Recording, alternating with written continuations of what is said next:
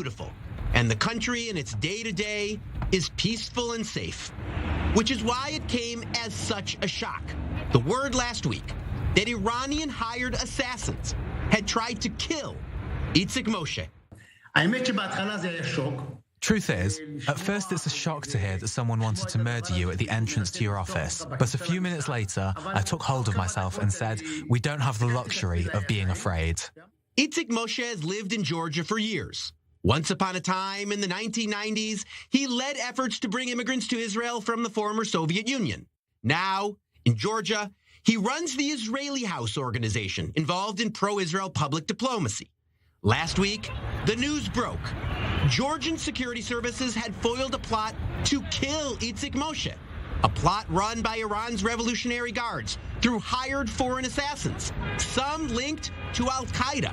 It's not pleasant, especially the description of the terrorist saying he was at the entrance to my office and twice planned to slit my throat, because he said he was told he had to commit this murder in public. It just fell on my head, and it was published that a year before they also tried to murder me and I didn't know.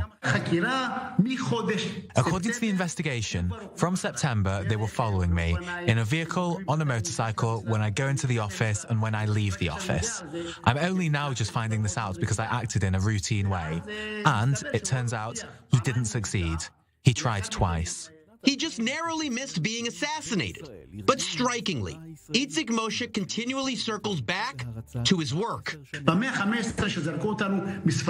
15th century, when they threw us out of Spain, we were barely aware at first.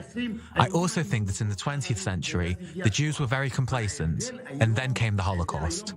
But the difference today is that we have a very strong state of Israel and we're able to act. We're able to act inside Israel and we're able to act outside the state of Israel through 1 million Israelis who are in the field. I convey that I'm not afraid because it's important to me to convey that I'm not afraid. Of course, I'm a human being, and this is not a pleasant situation, that I come to my office every day and have to think to myself that the Pakistani terrorist wanted to butcher me. But that doesn't make me afraid. I must not be afraid, and Israelis around the world must not be afraid.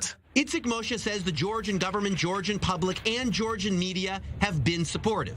And he says he's not letting up. I see myself as a soldier on the battlefield, a soldier for my country. I am not changing a single thing in my activism. Determined to show he is unbowed.